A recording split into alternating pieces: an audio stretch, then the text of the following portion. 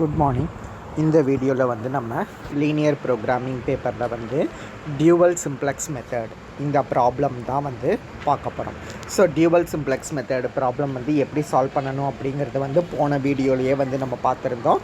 So அதனோட continuation தான் வந்து இந்த வீடியோவில் வந்து நம்ம பார்க்க போகிறோம்.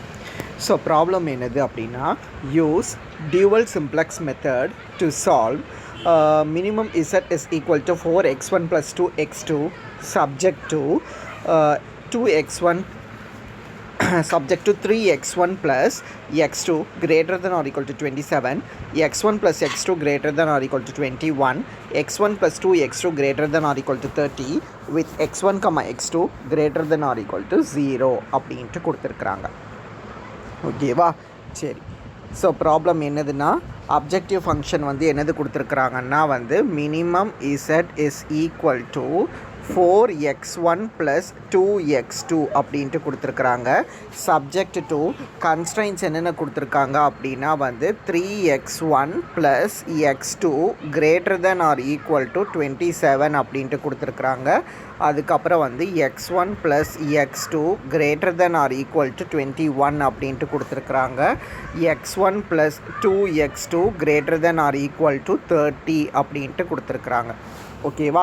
ஸோ எல்லாமே வந்து greater than or equal to constraint தான். ஸோ அப்போ மினிமம் இசட் அப்படின்ட்டு இருந்தால் இதுக்கு நம்ம டியூவல் எப்போவும் எப்படி எழுதுவோன்னா வந்து மேக்ஸிமம் அப்படின்ட்டு எழுதுவோம்.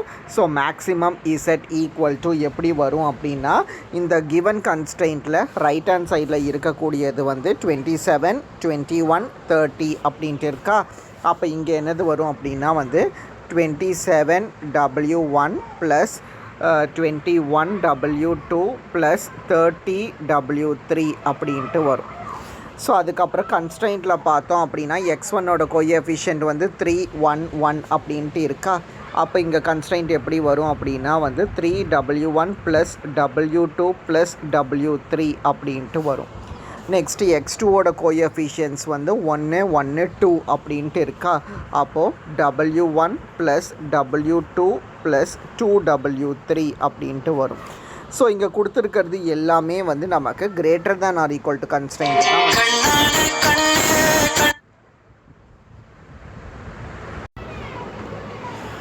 ஸோ அப்போ நம்ம வந்து இங்கே என்ன செஞ்சுக்கலான்னா வந்து less than or equal to constraint வந்து சிம்பிள் வந்து இந்த ரெண்டு இடத்துலையும் வந்து நம்ம போட்டுக்கலாம். So less than or equal to போட்டாச்சு அப்படின்னா இப்போ இங்கே கொடுத்துருக்கிற மினிமம் இசட்டில் வந்து 4ம் 2ம் இருக்குதா, அதை தான் வந்து நம்ம இங்கே போடுவோம் 4, 2 அப்படின்ட்டு. ஸோ அப்போ உங்களுக்கு கொடுத்துருக்கிற ப்ராப்ளம்க்கு வந்து டியூவல் என்னது அப்படின்னா max Z equal to 27W1 plus 21W2 plus 30W3 subject to 3W1 plus W2 plus W3 less than or equal to 4 and W1 plus W2 plus 2W3 less than or equal to 2 அப்படின்ட்டு இருக்குது. So இது ரெண்டுமே less than or equal to constraint அப்படிங்கிறதுனால so இதை equality எழுதணும் அப்படின்னா 3W1 plus W2 plus W3 plus S1 equal to 4 அப்படின்ட்டு எழுதிடலாம். அதை மாதிரி W1 plus W2 plus 2W3 plus S2 equal to 2 அப்படின்ட்டு எழுதிக்கலாம். ஓகேவா? இதுதான் வந்து அப்போது standard form of the LPP அப்படின்ட்டு வரும். அப்போ என்ன செய்யணும், இந்த ஸ்டாண்டர்ட் ஃபார்மை வச்சுக்கிட்டு நம்ம டேபிள் போடணும். ஸோ டேபிள் எப்பவும் போல் எப்படி போடுவோம் தெரியும்ல. ஸோ பேசிஸ் இருக்கும், சிபி இருக்கும், எக்ஸ்பி இருக்கும். இங்கே 2 ஈக்குவேஷன் இருக்குது. ரெண்டுமே வந்து ஸ்லாக் வேரியபிள்ங்கிறதுனால S1, S2 அதனோட கோஎஃபிஷியன்ஸ் வந்து 0, ZJ மைனஸ் CJ அப்படின்ட்டு இருக்கும். அது மாதிரி வேரியபிள்ஸ் பார்த்தோன்னா W1, W2, W3, S1, S2 ratio அப்படின்ட்டு இருக்குது. ஸோ W1, W2, W3க்கு கோஎஃபிஷியன்ஸ் பார்த்தோம் அப்படின்னா வந்து 27, 21, 30 அப்படின்ட்டு இருக்கும். ஸோ மொதல் ஈக்குவேஷனில் வந்து W1 plus 3W1 plus W2 plus W3 equal to 4 அப்படின்ட்டு இருந்தது. ரெண்டாவது ஈக்குவேஷனில் W1 plus W2 plus 2W3 equal to 2 அப்படின்ட்டு இருந்தது. ஸோ அதை மாதிரி ஸ்லாக்கு பார்த்தோம் அப்படின்னா வந்து 1001 அப்படின்ட்டு கிடைக்கும். ஸோ சிம்ப்ளெக்ஸ் டேபிள் பொறுத்த வரையில் மொதல் டேபிளில் ZJ ரோ முழுக்க 0 தான் வரும் அப்படின்ட்டு நமக்கு தெரியும். ஸோ அதனால் நம்ம என்ன செஞ்சுருவோன்னா எல்லாத்துக்குமே வந்து 0 அப்படின்ட்டு போட்டுடலாம். ஸோ அதுக்கப்புறம் ZJ மைனஸ் CJ கண்டுபிடிக்கணும். ஸோ ZJ மைனஸ் CJனால் என்ன செய்வோம், கீழே இருந்து மேலே வந்து நம்ம சப்ட்ராக்ட் பண்ணுவோம். ஸோ அப்படி கீழேருந்து மேலே சப்ட்ராக்ட் பண்ணி போட்டோம் அப்படின்னா வந்து மோஸ்ட் நெகட்டிவ் வந்து நமக்கு -30 அப்படிங்கிறது வந்து கிடைக்குது. ஸோ அப்போ அடுத்த டேபிளுக்கு வந்து -30 அப்படிங்கிற இந்த காலம் தான் வந்து என்டரிங் காலம் அப்படின்ட்டு சொல்லுவோம். ஸோ என்டரிங் காலம் கண்டுபிடிச்சாச்சு. அடுத்தது அப்படின்னா லீவிங் ரோ வந்து என்ன அப்படின்ட்டு கண்டுபிடிக்கணும். ஸோ லீவிங் ரோ கண்டுபிடிக்கிறதுக்கு 4/4 போடுவோம், 2/2 போடுவோம். ஸோ 4/4 வந்து 4, 2/2 வந்து 1. அப்போ சின்னது வந்து ரெண்டாவது ரோவில் இருக்குது. அப்போ S2ங்கிற ரோ வெளியில் போய் W3ங்கிற காலம் வந்து என்ட்ரி ஆகும். அப்போ இதனோட இன்டர்செக்ஷனில் இருக்கக்கூடியது 2. அப்போ இந்த 2வை தான் வந்து நம்ம என்னென்னு சொல்லுவோம்னா வந்து பிவட்டல் எலமெண்ட் அப்படின்ட்டு சொல்லுவோம். ஸோ பிவட்டல் எலமெண்ட் கண்டுபிடிச்சதுக்கப்புறம் வந்து அடுத்த டேபிள் போட வேண்டியது தான். ஸோ அடுத்த டேபிள் எப்படி போடுவோம்? மொதல் ரோவில் S1 அப்படிங்கிறது வந்து அப்படியே இருக்கட்டும். ரெண்டாவது ரோவில் S2 வெளியில் போய் W3 அப்படிங்கிறது வந்து என்ட்ரி ஆகுது. அப்போ W3க்கு கோஎஃபிஷியன்ட் வந்து 30, S1க்கு கோஎஃபிஷியன்ட் வந்து 0. அதுக்கப்புறம் ZJ போட்டுக்கணும், ZJ - CJ போட்டுக்கணும்.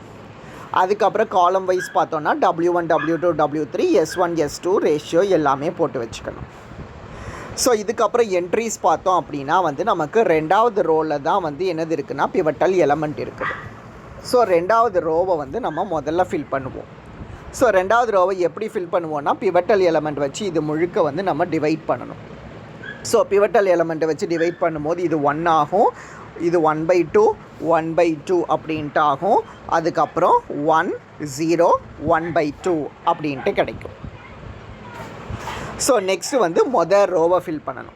ஸோ மொதல் ரோவை ஃபில் பண்ணுறதுக்கு பார்த்தோம் அப்படின்னா வந்து பிவட்டல் காலமில் இருக்கக்கூடியது 1, பிவட்டல் எலமெண்ட் வந்து 2. அப்போ 1/2 அப்படிங்கிறது வந்து இந்த ரோ முழுக்க காமனான ஒரு விஷயம். ஸோ அப்போ பார்த்தோம் அப்படின்னா மொதல் ரோவில் ஓல்டு வேல்யூஸ் வந்து என்னது இருக்குது அப்படின்ட்டு பார்க்கணும். ஸோ மொதல் ரோவில் வந்து ஓல்டு வேல்யூஸ் பார்த்தோம் அப்படின்னா வந்து 4, 3, 1, 1, 1, 0 அப்படிங்கிறது வந்து இருக்குது. ஸோ இந்த ரோ முழுக்க -1/2ங்கிறது வந்து காமன் அப்படின்ட்டு சொல்லியாச்சு. ஸோ -1/2 அப்படிங்கிறத இந்த ரோ முழுக்க வந்து நம்ம போடணும்.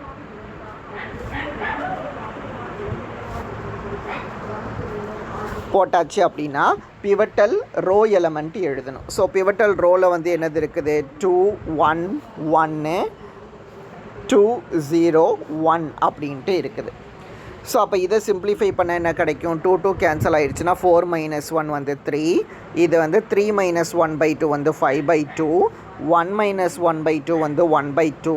2, 2 கேன்சல் ஆகிடுச்சுன்னா 1 - 1 வந்து 0. 1 - 0 வந்து 1. இது -1/2 அப்படின்ட்டு இருக்கும். அப்போது ரெண்டாவது டேபிளில் மொதல் ரோ வந்து 3, 5/2, 1/2, 0, 1, -1/2. அப்போ டேபிளில் அந்த வேல்யூஸை வந்து நம்ம என்ட்ரி போட்டுருவோம்.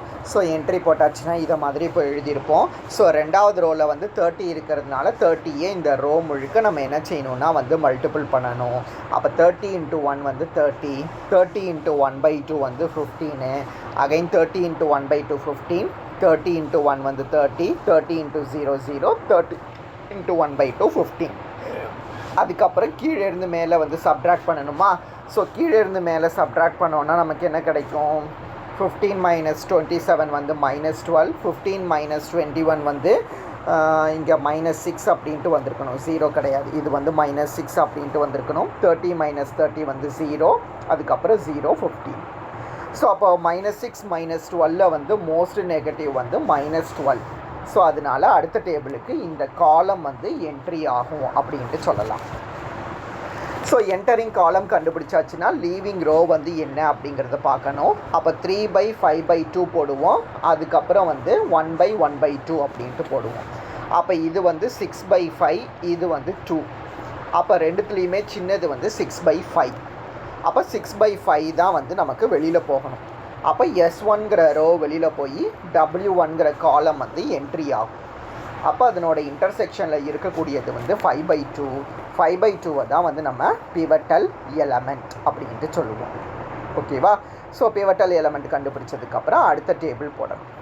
ஸோ அடுத்த டேபிள் பொறுத்த வரையில் S1 வெளியில் போய் W1 என்ட்ரி ஆகுது, W3 அப்படியே இருக்கும். இதனோட கோஎஃபிஷியன்ஸை வந்து எழுதிக்கணும். ZJ minus CJ எழுதிக்கிடுவோம். அதுக்கப்புறம் காலம் வைஸில் வந்து W1 W2 W3 S1 S2 எல்லாம் எழுதிக்கலாம். ஸோ நெக்ஸ்ட்டு பார்த்தோம் அப்படின்னா வந்து ஃபஸ்ட்டு ரோவில் தான் வந்து பிவட்டல் எலமெண்ட் இருக்குது. ஸோ ஃபஸ்ட்டு ரோவை வந்து முதல்ல ஃபில் பண்ணிக்கலாம். ஸோ எப்படி ஃபில் பண்ணுவோம் அப்படின்னா வந்து பிவட்டல் எலமெண்ட்டை வச்சு இந்த ரோ முழுக்க வந்து நம்ம டிவைட் பண்ணணும். ஸோ அப்போ டிவைட் பண்ணால் என்ன கிடைக்கும்? 3/2/5 போடும்போது வந்து 6/5, 5/2/5/2ன்னு போட்டோன்னா வந்து 1, 1/2/5/2ன்னு போட்டோன்னா 1/5 அப்படின்ட்டு வரும். நெக்ஸ்ட்டு 0/anything வந்து 0, 1/5/2ன்னு போட்டோன்னா 2/5, -1/2/5/2 போட்டோன்னா -1/5 அப்படின்ட்டு கிடைக்கும். ஓகேவா? ஸோ டிவைட் பண்ணி நம்ம ஃபஸ்ட்டு ரோவை வந்து ஃபில் பண்ணியாச்சு. ரெண்டாவது ரோ ஃபில் பண்ணுறதுக்கு பிவட்டல் காலமில் இருக்கக்கூடியது 1/2, பிவட்டல் எலமெண்ட்டுங்கிறது வந்து 5/2. ஸோ அப்போ 1/2/5/2ன்னு போடும்போது வந்து 1/5 அப்படின்ட்டு கிடைக்கும். அப்போ ரெண்டாவது ரோ முழுக்க 1/5 அப்படிங்கிறது வந்து காமன். ரெண்டாவது டேபிளில் ரெண்டாவது ரோவில் என்னென்ன வேல்யூஸ் இருக்குன்னா 1 இருக்குது, 1/2, 1/2, 1, 0, 1/2 இருக்குது.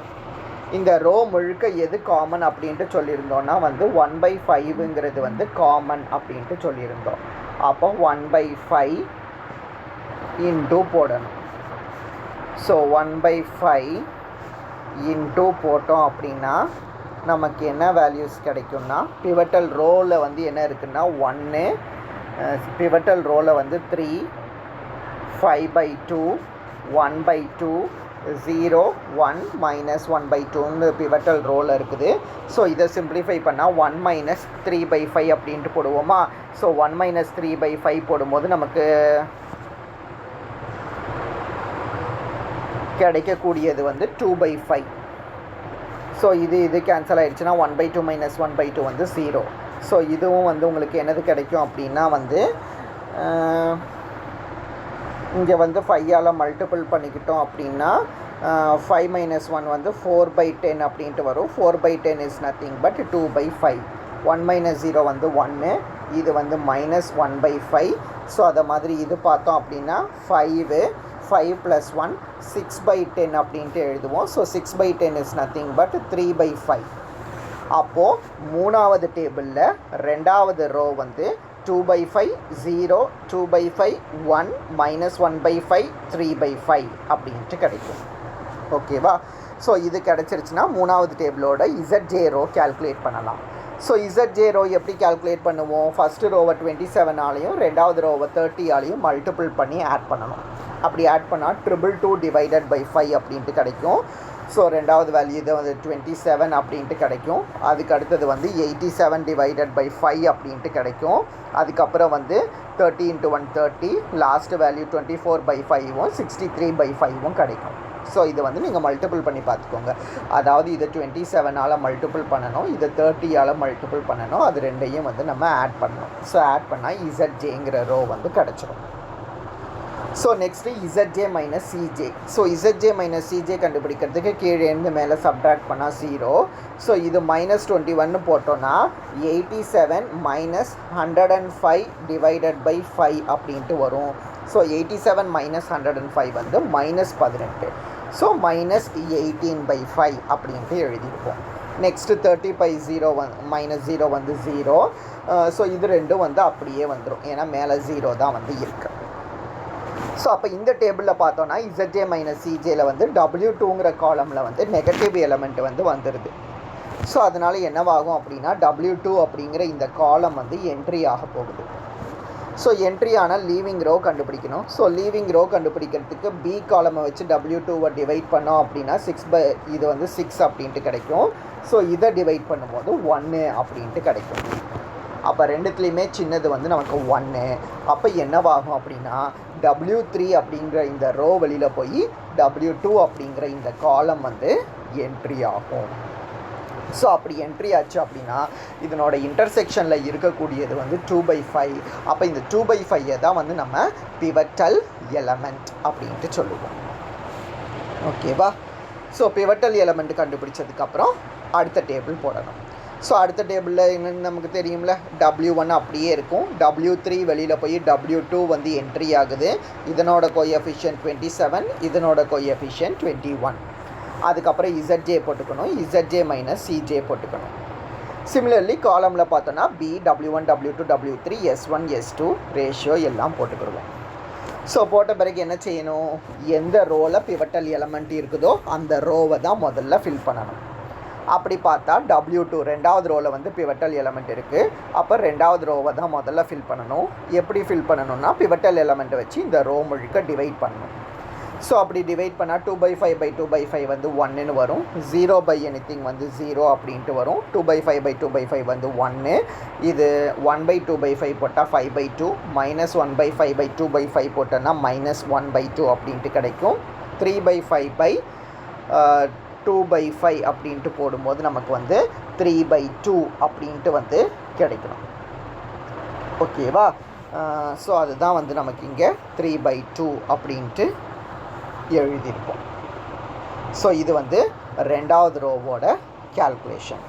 ஸோ ரெண்டாவது ரோ கேல்குலேஷன் முடிஞ்சதுக்கப்புறம் ரோ கேல்குலேஷன் வரணும். ஸோ ரோ கேல்குலேஷன் பார்த்தோன்னா பிவட்டல் காலம் எலமெண்ட் வந்து 1/5, பிவட்டல் எலமெண்ட் வந்து 1/2. ஸோ அதை டிவைட் பண்ணும்போது நமக்கு கிடைக்கக்கூடியது வந்து 1/2 அப்படின்ட்டு கிடைக்கும். ஸோ அப்போ 1/2ங்கிறது இந்த ரோ முழுக்க காமனான ஒன்று. இப்போது மூணாவது டேபிளில் ரோவில் என்னென்ன எலமெண்ட்ஸ் இருந்துச்சு அப்படின்னா 6/5 இருந்துச்சு, 1, 1/5, 0, 2/5, -1/5 அப்படின்ட்டு இருந்துச்சு. ஸோ இந்த ரோ முழுக்க என்ன காமன்னு சொல்லியிருக்கிறோன்னா வந்து 1/2ங்கிறது இந்த ரோ முழுக்க காமன் அப்படின்ட்டு சொல்லியிருக்கிறோம். ஸோ அப்போ 1/2 முழுக்க இந்த ரோ முழுக்க நம்ம என்ன செஞ்சுக்கணுன்னா வந்து காமனாக வந்து போட்டுக்கணும். ஸோ 1/2 அப்படின்ட்டு போடுவோம். ஸோ போட்டாச்சு அப்படின்னா பிவட்டல் ரோ எலமெண்ட் வந்து ரெண்டாவது ரோவில் இருந்தது வந்து 2/5, 0, 2/5, 1, -1/5, 3/5 அப்படின்ட்டு இருந்தது.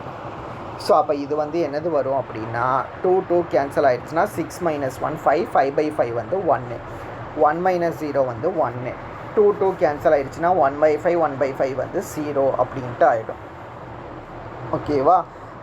ஸோ நெக்ஸ்ட்டு பார்த்தோம் அப்படின்னா வந்து 0 - 1/2 வந்து -1/2 அப்படின்ட்டு இருக்கும். அதுக்கப்புறம் இது பார்த்தோன்னா இதை 5ஆல் மல்டிபிள் பண்ணும்போது 10, 10 + 1 வந்து 11, 11/10 அப்படின்ட்டு வருமா? இல்லை, இது 1/2 அப்படின்ட்டு ஆன்சர் வரணும். ஓல்டு வேல்யூ வந்து 2/5 -1/2 இன்ட்டு -1/5 அப்படின்ட்டு போடுறோமா? ஸோ சாரி, இது 2ஆல் தானே நம்ம மல்டிபிள் பண்ணணும், சாரி.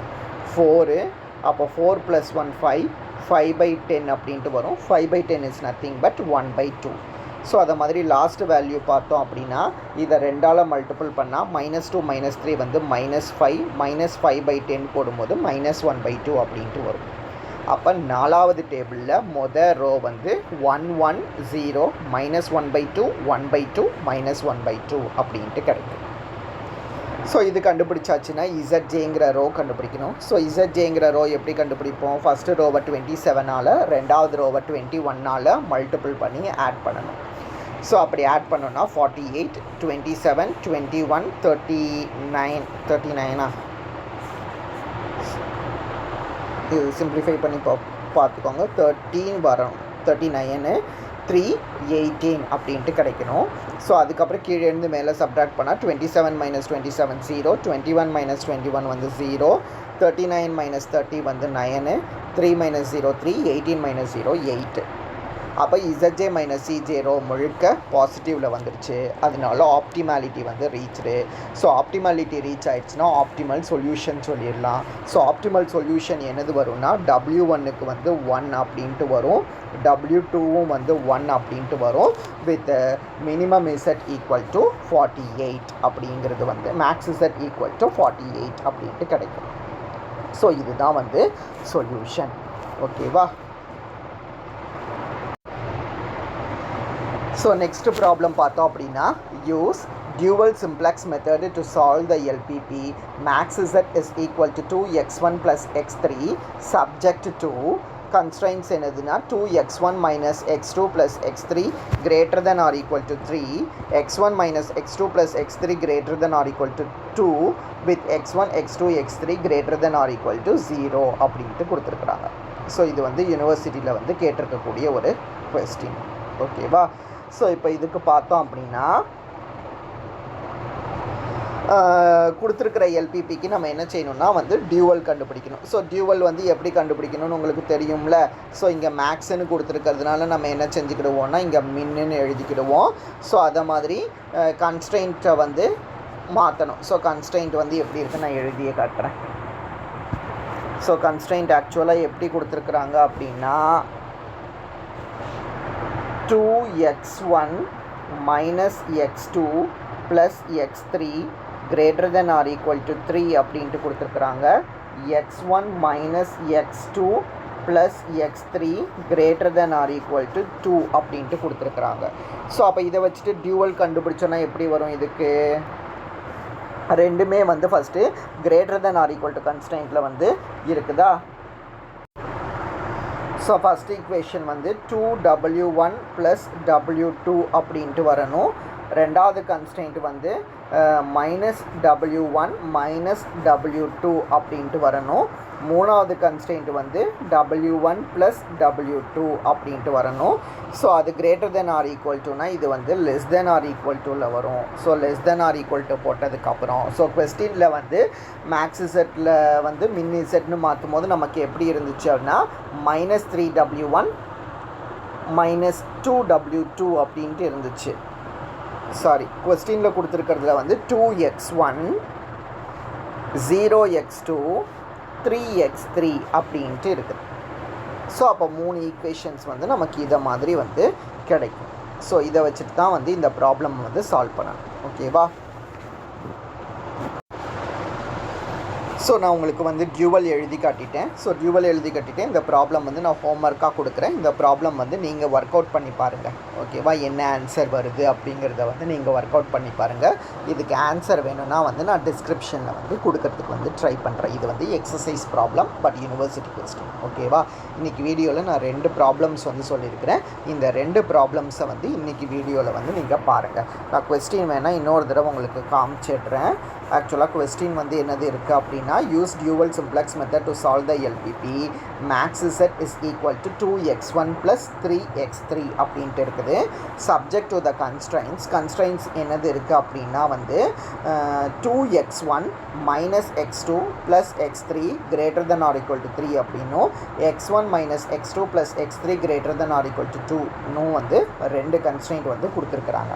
ஸோ இதை எழுதி வச்சுட்டு இந்த ப்ராப்ளமை வந்து சால்வ் பண்ணுங்கள்.